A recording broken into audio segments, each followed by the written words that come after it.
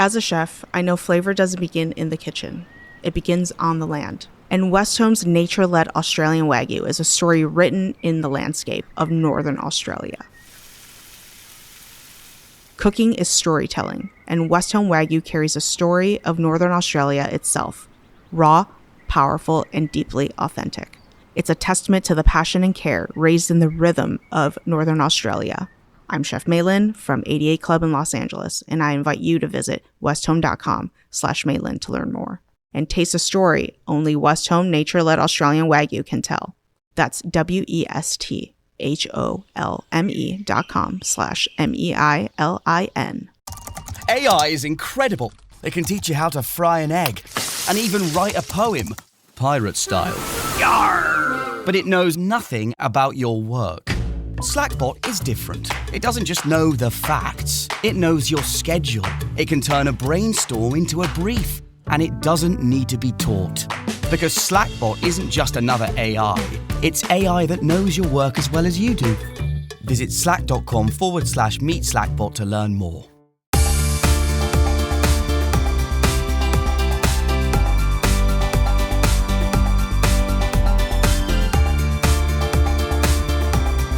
Most people see the speaker on stage. Very few understand the system behind the message. Today's guest is one of the people building that system at the highest level. Welcome back to Speaking with Confidence, the podcast that helps you build the soft skills that lead to real results. Communication, storytelling, public speaking, and showing up with confidence in every conversation that counts. I'm Tim Newman, a recovering college professor turned communication coach, and I'm thrilled to guide you on a journey to becoming a powerful communicator. Today's guest is Jared Cagle. Jared is the Executive Vice President of Content at Maxwell Leadership. In this role, he oversees the development of intellectual property, leads the publishing company, and directs talent strategy for the organization's communicators and thought leaders. His leadership ensures Maxwell Leadership continues to expand its global influence while equipping leaders at every level to create lasting impact. Jared, welcome to Speaking with Confidence. I'm honored to be here, Tim. We've been talking about doing this for a while, and I'm glad that we made it happen. So many connections, anyway, excited to serve you and the audience today with whatever we can do. Well, I'm just as excited as you are, and I know we saw each other, last week at IMC. Yeah. And before we really get into what I want to talk about today, let's talk briefly about the International Maxwell Conference and what were some of your highlights? Because you experience things differently than I do, than most people there. So what were some of the highlights for you? Oh, for sure. Well, it's one of my favorite things we do. We do it twice a year. This was our first time doing it in Dallas, Texas, and it was great to see you and so many others. My responsibility is anything that comes from the stage it falls under my purview. And making sure the speakers are prepared, making sure that they're on point with what we're trying to accomplish. And then I get the opportunity to speak some as well and host some environments and give some keynotes. So my mind is all over the place on an IMC week, but it's always fun. My goodness, I think my biggest takeaway consistently is what a strong community that we have, that we get to be a part of. And the conversations in the hallway, the connections that we get to make. The content's great. Obviously, I care deeply about the content. That's my job. But the community and the connections are really what makes it special. Yeah, I have to agree with you there. And we're going to talk a lot about connections and community here. Mm-hmm. But I got to tell you, you do a phenomenal job of putting the talent on the stage to deliver incredible information. And I got to tell you, two that really stood out for me. Neil Hobson is, oh my goodness, great. He blew me away. Now, and I'm not just talking about from the MC piece. He did his keynote, and I've got to get him on the show. I've got to talk to him because he delivered such a powerful message that I think our younger generation truly needs to hear. And he looks like he's 12 to me. But he's a seasoned veteran, and his message blew me away. Really did. I love to hear it. I can't wait to tell him. Yeah, Neil's been with us for a long time, and a product of the product, as we say. But not only sharp dressed, he's super talented as well. Oh And my God. I'm so glad to hear he did great. That was his first time giving like an actual keynote, at an event. So that's great to hear. Well, I would say he's a natural, but we know there are no naturals. There's a lot of work that goes into that. Sure. And the other one, and we've had Tim on the show, Tim Elmore, and that whole panel. It's every time I hear Tim speak and he gives more information, it does two things for me. It makes me worry about our future, but it also uplifts me because there's people like him out there doing such good work and trying to bridge those gaps. And part of that is what we're going to get into is the whole idea of connecting and communicating, right? Because right now the Gen Z and the older generations, which includes me, not you, but me, we're kind of like oil and water. We don't really mix. But talk a little bit about connecting with people and help people realize what a small world it is and how people are connected on so many different levels and how important those connections are to building leadership and building influence. Yeah, there's this is a huge lesson that I feel like I've learned, not intentionally. I feel like it's been almost thrust upon me for most of my life. The first thing that comes to mind is my grandfather. My grandfather passed away 2 years ago in June, and he was one of my heroes. And I got to preach his funeral, and it was a special season to remember his life. One of the things that he always did and taught by action was being truly more interested in the other person than trying to make yourself appear interesting. And John Maxwell teaches that. Obviously, that's a principle that we subscribe to. But from a very early age, I remember being on the golf course with Pop, and he's walking around and there's nobody there. He wasn't the most charismatic. He wasn't the most well-spoken. He was a little bit nervous around people, but that didn't matter. He was the ultimate connector because he always found something, a thread in the conversation that the other person was interested in, and he would pull on that thread. And so that I always try to do that. That was one big lesson early on. Another big lesson is I've been obviously what an opportunity to be close to John Maxwell for now 12 years. And I've been to countless events with him. And every single time it blows me away, no matter how busy he is, no matter how larger than life, he is and appears to be, he makes the person right in front of him feel like the most important and the biggest person in the not only the room but the world. Like that, he's locked into that person, that individual. And I think if we do those two things, if we're truly more interested in the other person than we are trying to be interesting, and if we genuinely make the person right across from us the most important priority and make them feel like the biggest person in the room to us, not many things connect better than those two things. And so I've been able to watch that, observe that, practice that as well. And we think that as speakers or communicators that it starts when you get up on stage. It starts way before you get up on stage. You're so right. It's way before, and it starts way before you even pitch something. Because, and again, we'll talk about this. You've got to have a message that is going to resonate with people. You have to have something to say and be able to articulate that. And you said something that invoked an emotion for me, playing golf with your grandfather. And to me, I've got such fond memories of not playing with your grandfather, but playing with my dad, my grandfather. And, my one wish, because both my grandfather and my father have passed, is wish I could have one more round. Yeah. I think and again, I didn't want to go here, but in one of your Instagram videos, you talk about what's that one conversation you should have had. Yeah. Or you should have. I didn't have it. I didn't have it. Have the conversation.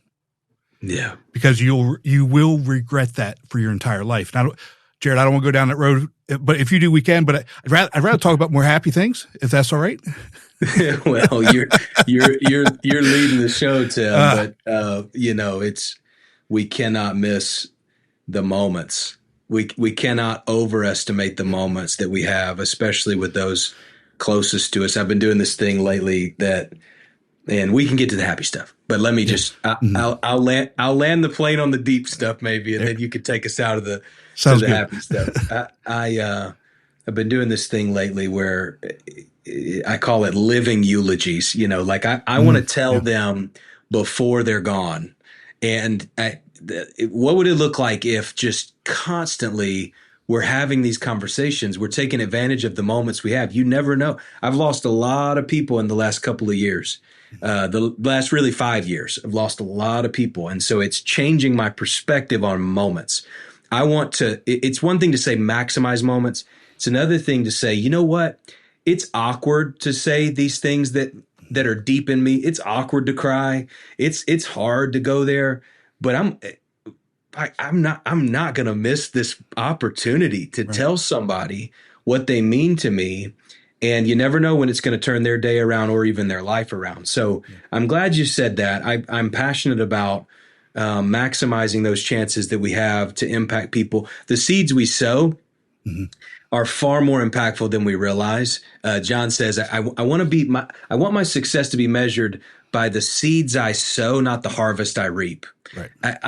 It's easier to celebrate the harvest, but if I can be truly so excited about the sowing process, that's the measure of my success, then I think we're going to do a lot more harvesting than by default or by consequence that we didn't have to force. Well, absolutely, and it goes back to the whole idea of the Maxwell DNA, where people value people exactly who add value to others, and by sharing our thoughts and feelings with people, especially who we care about, that's the essence of it, right? Exactly. Now, you're a young guy. Talk about your career progression to get to the level that you're at. I mean, you're in charge of content for the organization with the number one leadership expert who's putting out more leadership content than anybody else in the world. How'd that happen?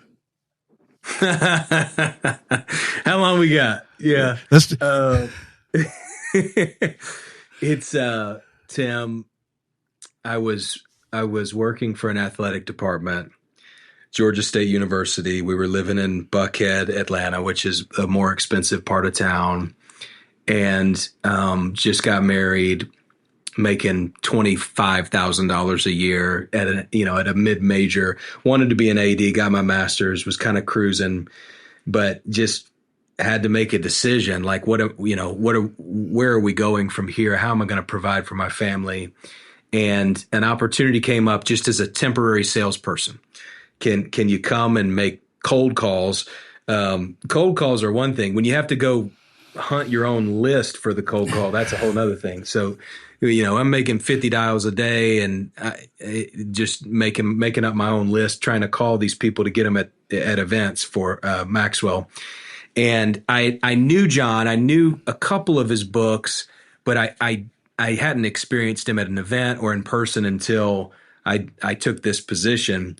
And there was a couple of moments where he walked through in the office, and I'll never forget just kind of how he zoned in on me and took a second, asked some questions, genuinely remembered my name and my story. And not only that, but also the rest of the team and how they treated each other, how they, their passion for life. And so I told him, if there's ever anything here full time, I'd love to take it.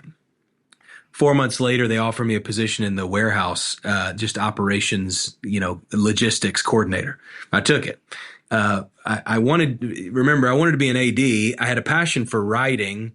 K-pop Demon Hunters Haja Boys breakfast meal and Huntrix meal have just dropped at McDonald's. They're calling this a battle for the fans. What do you say to that, Rumi? It's not a battle. So glad the Saja Boys could take breakfast and give our meal the rest of the day. It is an honor to share. No, it's our honor. It is our larger honor. No, really. Stop. You can really feel the respect in this battle. Pick a meal to pick a side. Ba-da-ba-ba-ba. At participating McDonald's while supplies last. Operations coordinator in a warehouse is not the path. But right. I said yes to that because it got me closer to an environment and a culture and a leader that I wanted to learn from. 4 months later, the graphic designer left, and I'm 20, whatever, mid-20s, and they're like, hey, you look young enough to figure out how to design things, and the MacBook over there needs some loving, and so I went and started figuring it out. Then the marketing director left, and we don't have anybody to put together our all of our mailers and all of our annual reports. And I learned how to design and print and then ultimately build lists and deliver, and started to think through things from a marketing lens because we had a vacancy. And then funny enough, the events person kind of moved over. And so they said, hey, can you handle this event and this event operationally? And then that ended up putting me in front of John in some different ways. And then there's a social media thing. And I believe it or not, I'll give you the cliff notes. There's an Instagram account that we had, John C. Maxwell, nobody's posting on, had 200,000 followers at the time, but we'd never posted. They're like, Jared, you're young. You figuring out how to design? You want to start posting on Instagram? I said, yes. So this is like 5 or 6 yeses in that I didn't premeditate, probably wouldn't have chosen. To be honest, I still didn't know what was going to happen. I just knew I was in a place where I could learn around people that I wanted to be around and want to learn from, and just saying yes, just taking those steps. About 6 months into posting, we had grown the account a couple 100,000 more. It was close to 400,000 at the time. And Mark Cole, our CEO, reached out and said to my director and said, who's been posting on this account? They're like, tell me the story. And they said, well, Jared's been doing it. And so they called me in the office, said, why didn't you tell us that you could write? I said, well, everybody here wants to write. Everybody here is telling you they can write. I wasn't going to be in the middle of that pile telling you that I could do something everybody else is telling you to. I was waiting for my opportunity to prove it to you. He's like, is that what you've wanted the whole time? I said, absolutely. It's what I've wanted the whole time. But everybody else is wanting the same thing. John talks about how do you get out of the people pile, right? Yeah. For me, it was yes, yes, yes, yes, yes. Available, willing, serving, whatever, getting your hands dirty, delivering, doing whatever, and adding value. And adding value. If you add value, my dad always said, if you find a way to add value, there's always going to be a job for you. And so there's a humility that goes before that you have to learn. I had to learn the hard way, but there's also figure out how to add value, deliver, and over time, that work is going to show up. And so anyway, fast forward, that's how they found out that they wanted me to be a part of content and writing, and a part of John's writing team now for 6 years, and working on books and keynotes and just pinching myself the whole way. So that's a little bit of my story. There's so many lessons there especially for younger people, that you have to be willing to say yes. Yeah. You have to be willing to do the work and deliver and add value. And like you said, don't do it the same way that everybody else is doing it, because you're just going to blend in, but you have to be willing to do the work. It's not just going to be handed to you. So you get invited into the room. The Airfingers quote the room. Yeah. And you're sitting around the table. And I think this is so important. You've heard the stories. You get one opportunity. You're invited into the room. If you don't come strong and bring value and add value, you don't get a second chance. So walk us through your first time in the room and your thoughts, your feelings, your emotions, and what that's like. Because I mean, these people are the best of the best in the world at what they do. Yeah, for sure. Yeah. I'm well aware. I still don't belong, my friend. I'm just like, what are we doing? But in 2021, the first time I was in a book writing team meeting, we were revising the 21 irrefutable laws of leadership, which I think is hilarious. Like the fact that John is revising the biggest and best leadership book of all time. And irrefutable is literally in the title, but he subscribes to and believes that you can always make the thing better. No matter, there is no finish line. You can always make it better. And so I'm sitting in this room, 2021, and I've been a part of conversations leading up to this, but this is the first one where it was really about a book and a big project. The HarperCollins is in the room, the book agent's in the room. We had a couple other high-level thinkers in the room. There's about 9 or 10 of us in the room. And I am youngest by a mile, and also obviously least experienced.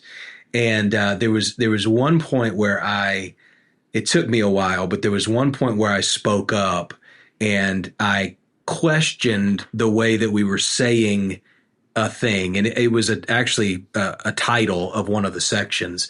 And I was questioning whether or not it was the best way to say it. And then I gave them an alternative. I gave them another way of saying it. And for me, I was way out on the limb. Like, here you are suggesting to the number one leadership author of all time that his number one selling leadership book of all time needs to be reworded.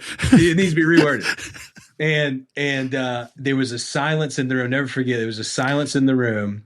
I've got the recording actually of the meeting. I keep it in a file. But there was a silence in the room after I said that for about 5-8 seconds, which felt like an eternity in the moment. Right. And then John was the first to speak up, and he said, "Jared, I think that's a really great thought." And then we moved on to the next thing. But that's like, in that 8 seconds, I was like, I'm in the balance right now. I could never be invited back, right? Or I could have proven that there's something in here that's worthwhile.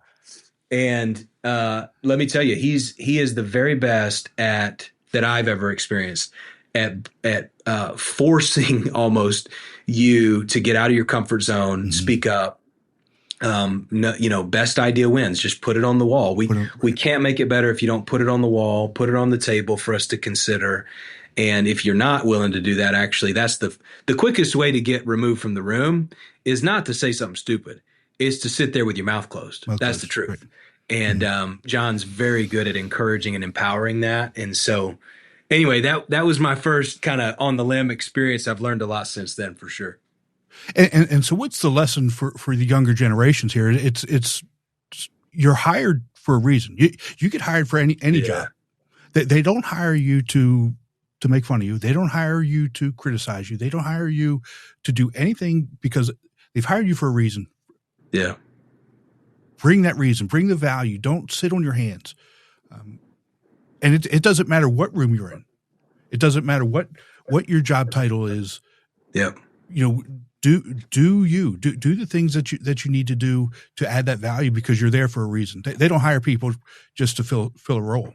And one thing you just said about it doesn't matter what your job title is, that's a big one, Tim. I think a lot of, or I'll speak for myself. In my career, there's been many times where I've waited to add the value. Like I saw a gap and I knew that I could present a solution to fill that gap.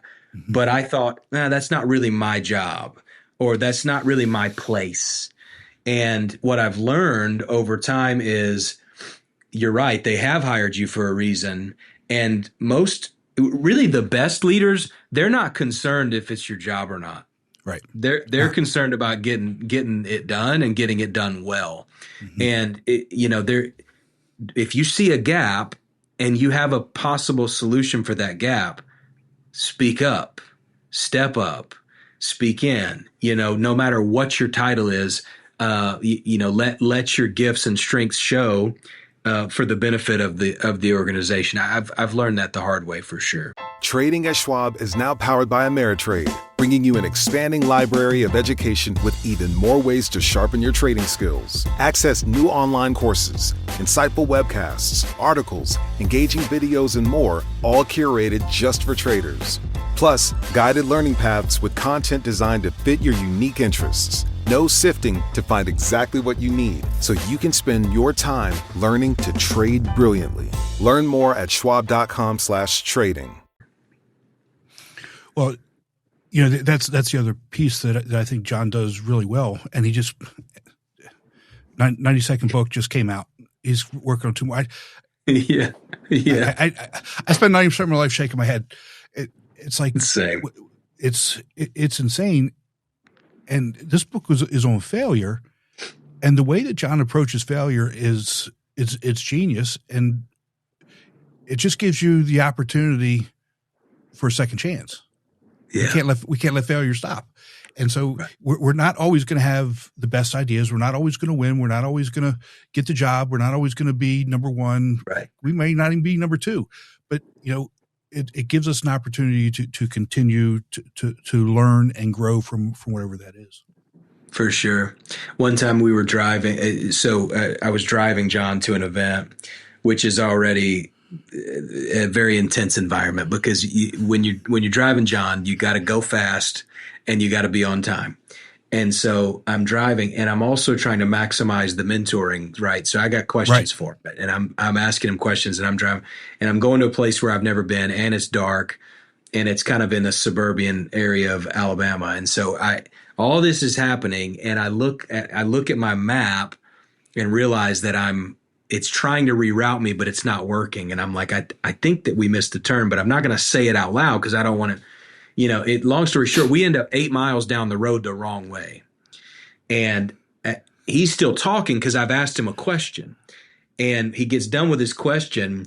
And I knew I had to tell him before I turned around, like, we're going the wrong way. I said, John, I'm so sorry. I think I missed a turn. And he said, well, what are you sorry for? I said, well, I'm sorry because we're about to be late. And he said, the only reason you'd need to be sorry is if you weren't going anywhere. And I said, well, what do you mean? And he's like, the most important thing right now is that we're going somewhere, and we're going somewhere fast. You don't get lost in the exact right way to get where you're trying to go. Let's go. Don't wait. And this is huge for me because I overanalyze and try to make it perfect before I start. Right. John's taught me, hit the gas. We'll figure it out as we go. And resources will flow to you as you're moving, and you'll get ideas, you'll get inspiration, you'll get motivation, you'll get partnership. These things happen with momentum. The ship can turn when we're moving and we have momentum. The ship can't turn when it's sitting still. So, that's one example I tell sometimes of like, yeah, he's always looking for a way to teach a lesson, Tim. You know that. I know that. And two, just start moving, get moving. It's better to go somewhere than even if it's the wrong where than to not move at all. Yeah, that's. I probably would have ran into a tree if you said that to me. I mean, that's it's so powerful, but it's also so simple, right? Like, oh yeah, 100%. And that's a lot of the things that John says are powerful and simple at the same time because anybody can. He distills it down so anybody can understand it. Mm-hmm. Doesn't matter your age, doesn't matter your education level, your whatever. It's so simple that everybody can understand it and do it.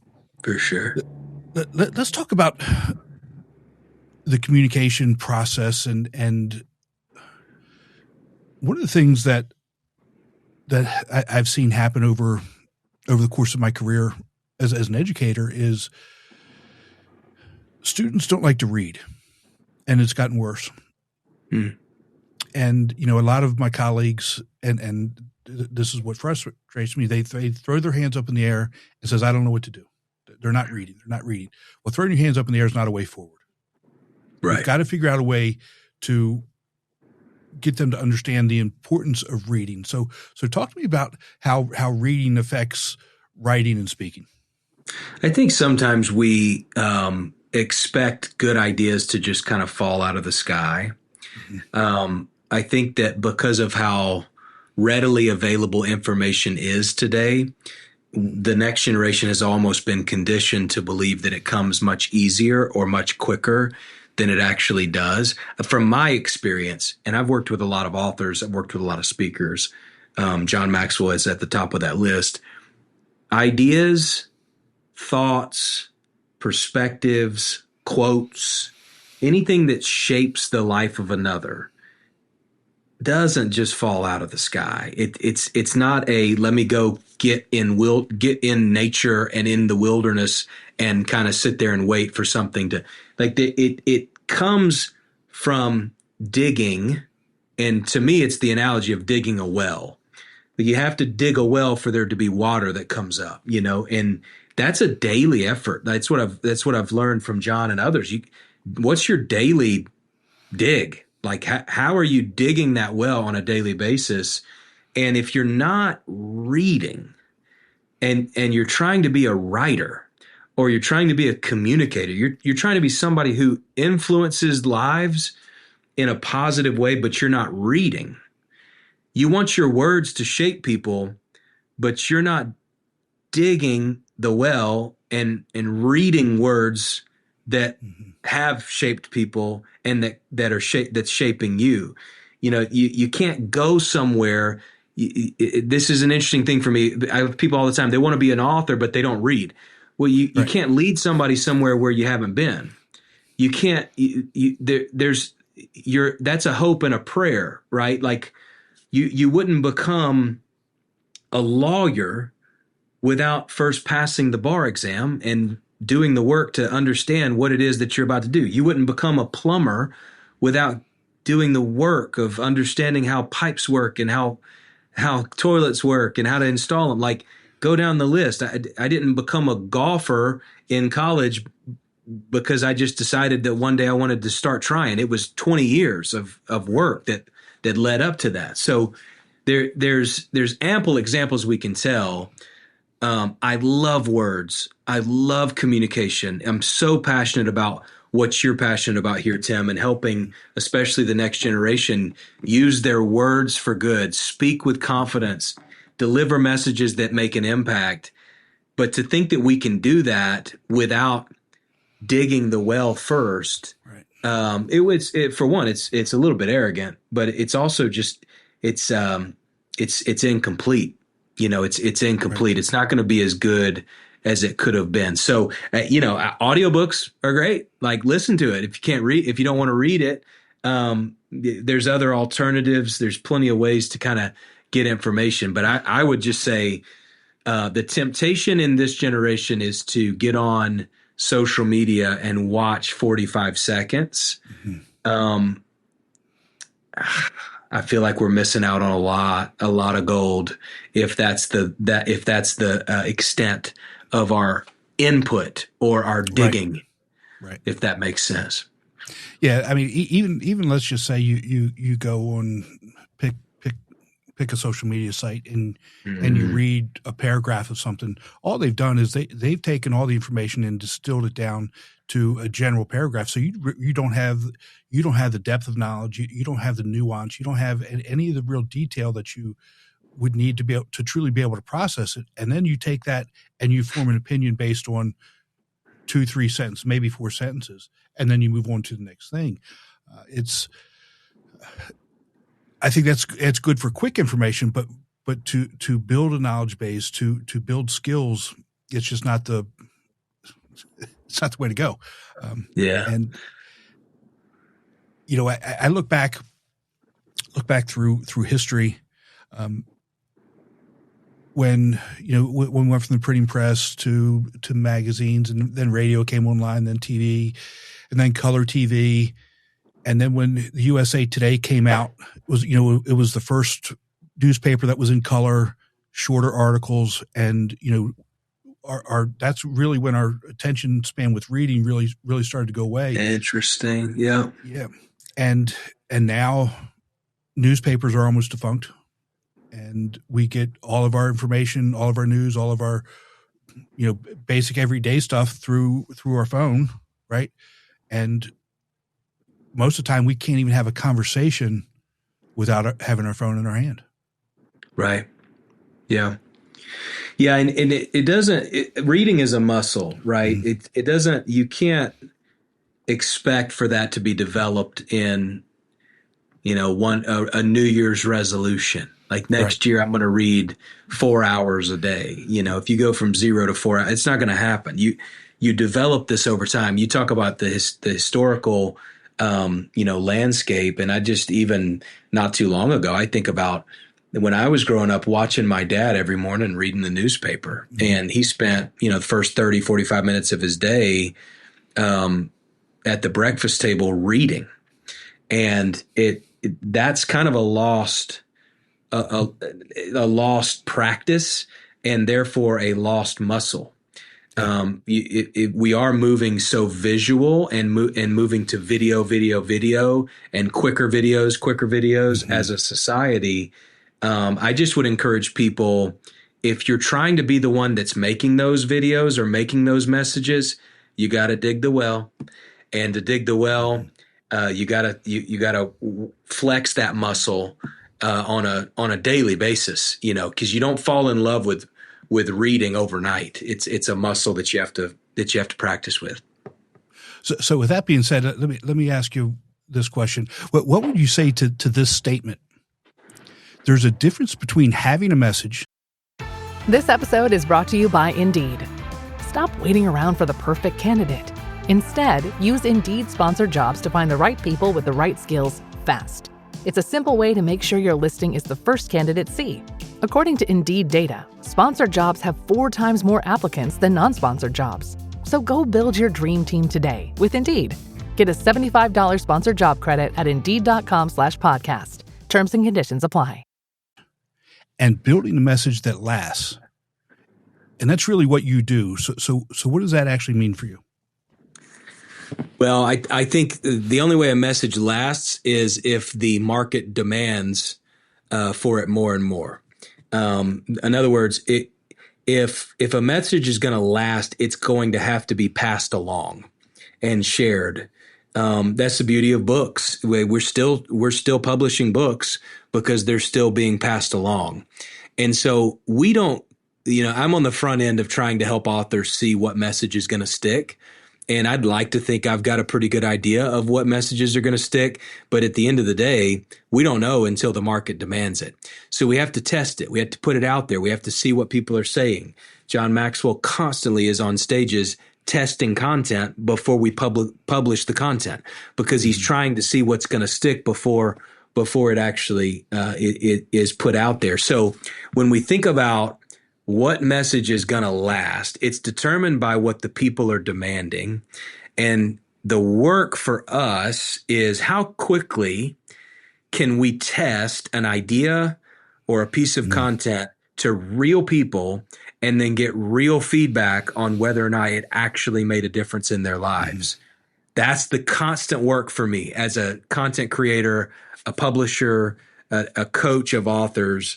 Okay, what's the quickest and easiest way to deliver and test ideas to the market so that we can get that feedback and then shape it and tweak it and then eventually present it in another form?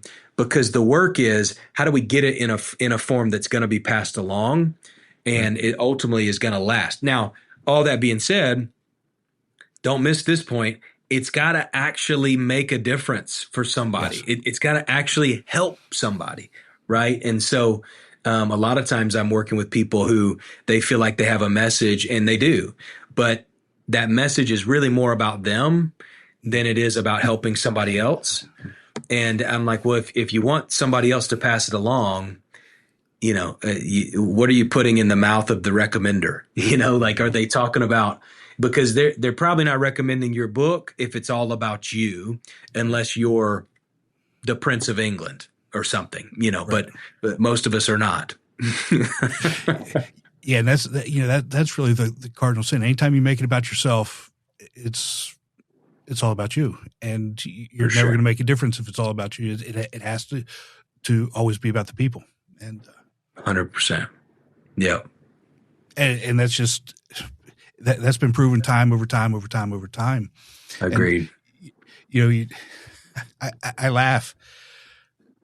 how many leadership books are out there in the marketplace? I mean, my God, do we really need another one? Apparently we do, because I mean, if you look at leadership across, any cross section of society, I mean, I think we're overall in a leadership void. We're right. And, so yeah, there's plenty of work that still needs to be done. I agree with that, Tim. And I wanted to say something quickly on that as far as, okay, there's a big saturation right now in the market when it comes to leadership. And especially in the world you and I are in, we deal with, people that are trying to build their platform or their business as leaders and coaches of leaders. Here's what I'll say about that. It's the question is not, can you sell 1 million copies of your book? Right. The question is, can you impact a life with your book? And can that life that's impacted then pass it along to other lives that are then passing it along to other lives? Mm-hmm. If there's a multiplication effect, the only way that there's a multiplication effect is if you truly change a life in the first place. And then that multiplication effect can happen. And John Maxwell, no matter how many books he sells, he can't reach everybody in the world.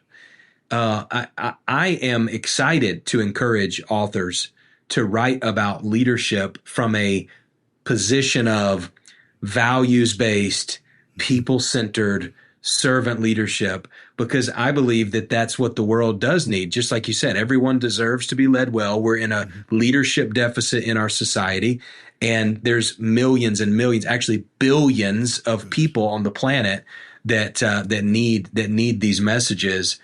And so, not everybody's John Maxwell. Praise the Lord for it. Let's not everybody's Tim Newman either.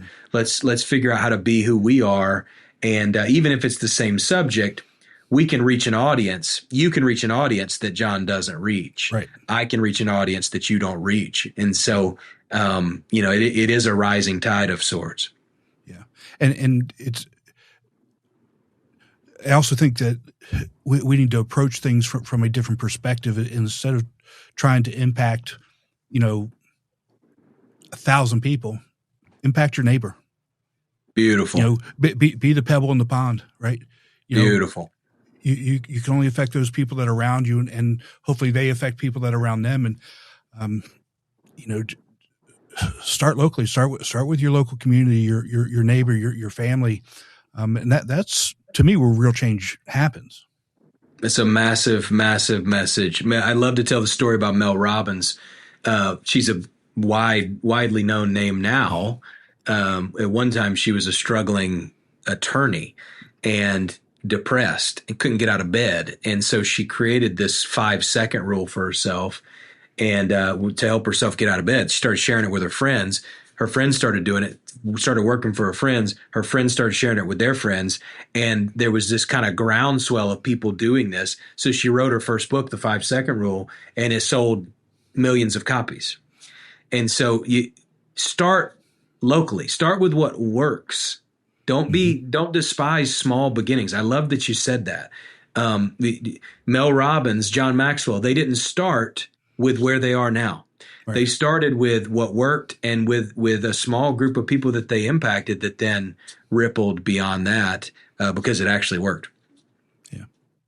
And now Mel Robbins is Mel Robbins. She was Mel Robbins before. I don't know who she was, but now she's Mel Robbins, and now Simon Sinek is Simon Sinek, and just like you said. So and that's something that I think the younger generations, and maybe we had it too in my generation. We wanted everything now, but it's not how life works.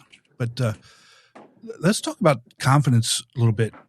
And you've been behind the scenes with the best of the best. Do they actually feel confident, or are they just prepared? Oh, I love that question. So let me go this route. I don't think you can really be let me say it this way. You can be confident without being prepared, but your confidence without preparedness is very shallow. And most of the time, if you're confident without being prepared, you're probably just more arrogant than actually a healthy confidence. I see people all the time that aren't nervous to go speak. Those are the people that I usually don't hire. If they're not nervous, then that means they're probably puffed up by something that I don't want to come out. Number one, and number two, they may not really care as much as I want them to care about the opportunity that's in front of them. Confidence, a healthy confidence also is equipped with humility. A healthy confidence that's rooted and established and trustworthy is built on preparedness and experience and is not void of fear. I want people to be afraid. I want the best speakers I work with, they are afraid. And they have a reverence for the moment and a reverence for the opportunity. John Maxwell's heartbeat is not as high as mine when I go to the stage. Okay. But he's still very much, he has like this awe and fear of the moment. It's not like it's not a paralyzing fear for him because he's done it so much, but it's very much deep within him. Like, I've got to make the most of this moment. This is getting me up today thinking about, okay, I got to, this is a chance to impact people, because he reveres the moment. He reveres the chance. And confidence, a healthy confidence is laced with humility, and it's built on preparedness. And when you get up there, you may have some fear, but you've got something to fall back on. Right. And that's, again, for the younger generation out there, that's the key. If you haven't done the work, you've got nothing. Yeah. And so what? I'm giving a keynote here in a few days, and it's one I've given a couple of times, and obviously I'm changing some things. I'm actually putting some new stuff in here, and I wouldn't say that I'm a wreck before I get up on stage, but I'm me, man. I'm pacing. I'm probably sweating a little bit. I'm sure. But I'm also in that same place that I want to make sure that that I'm delivering to the people that the value that they deserve. It's not necessarily that I'm going to say something stupid, because like I told you, I say dumb stuff all the time, right? It's making sure that I deliver value. But what does preparation look like for these folks at the highest level? I mean, again, you work with John, you work with Mark and Chris and Roddy. Roddy, by the way, is the best in the world doing what he does. What's preparation look like for them? Great question. Everybody's a little different, but there are some things that are consistent. John talks about, hey, you got to have your big message and you got to have your best message, and both of those messages have to be included everywhere you go. The big message never changes. The big message is who you are in the deepest way. What makes you laugh, sing, cry? Like this is more of the mission and the purpose of your life, and the mission and purpose of the message that you're bringing. That core message doesn't change. The best message is contextualized to the environment that you're going into, contextualized to the people that you're speaking for.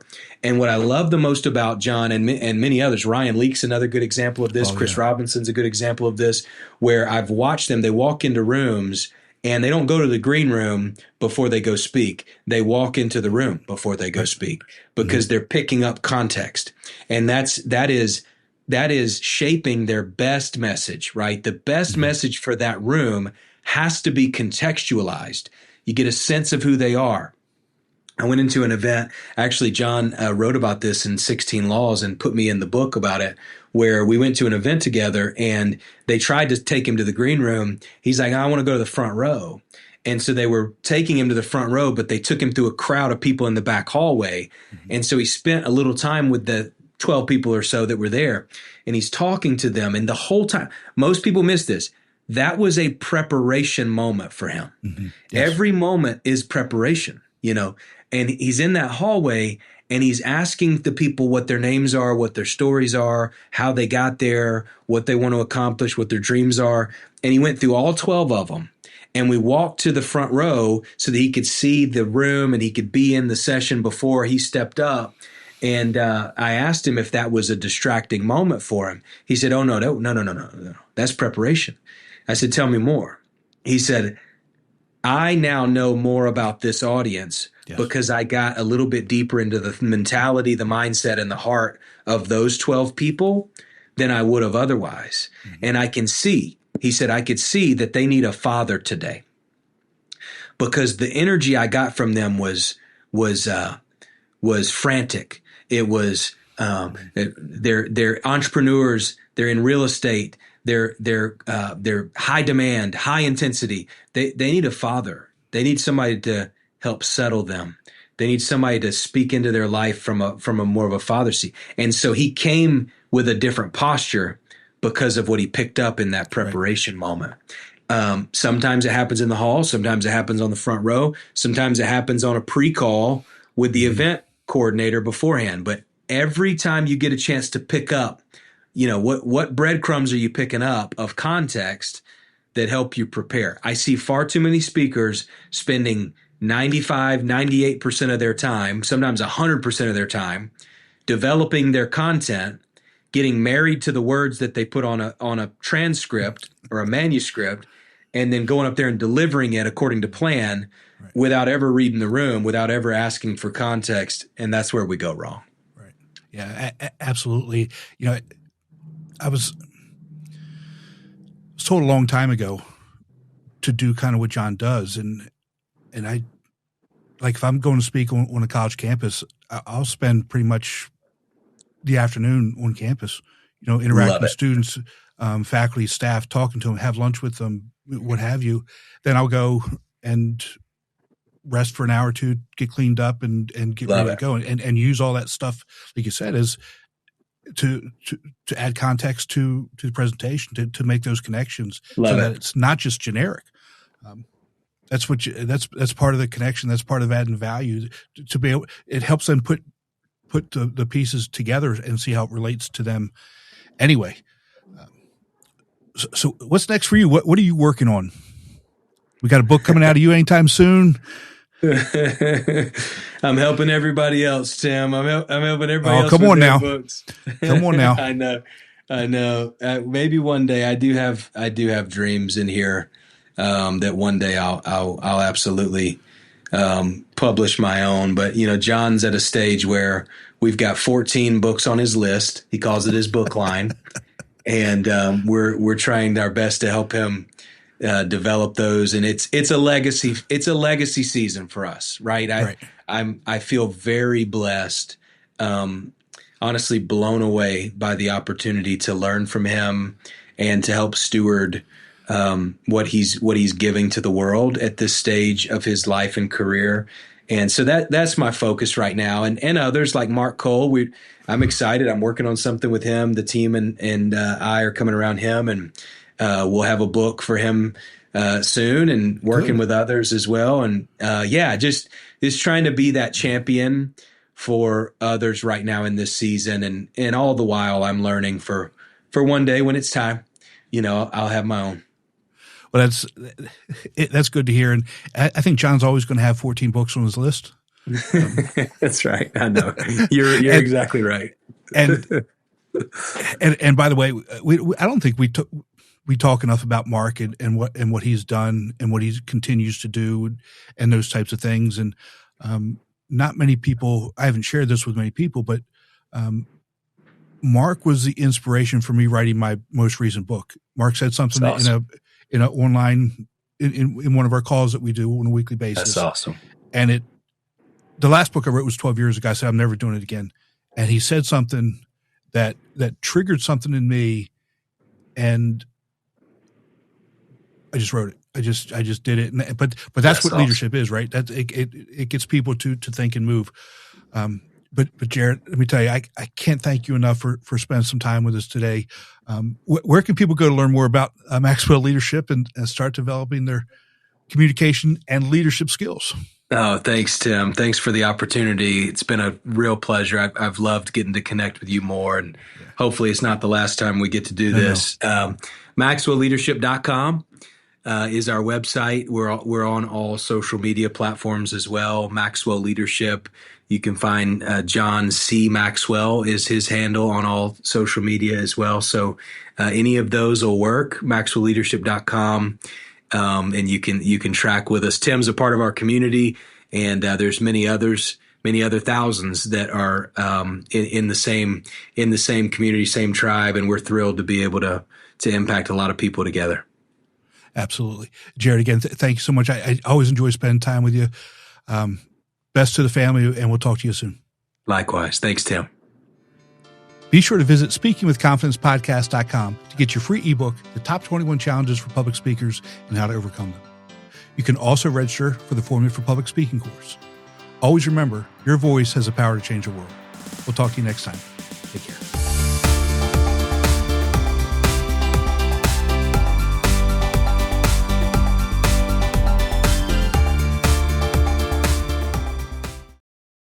Ready to transform your career in real time from where you are? Brown University's flexible online master's programs will help expand your business influence and your network in just 16 months. Choose from management, business analytics, or organizational leadership programs that will prepare you for today's most pressing business challenges without putting your life on hold. Scholarships available. Tap to learn more. Business owners, game day isn't just another shift. It's your biggest opportunity. What you show on your screens decides where fans stay. EverPass brings premium live sports together in one streaming platform built for businesses, so you can deliver the games your customers want without the hassle. Reliable, easy to manage, and designed for your venue. Make your place the one fans choose. Visit everpass.com to learn more.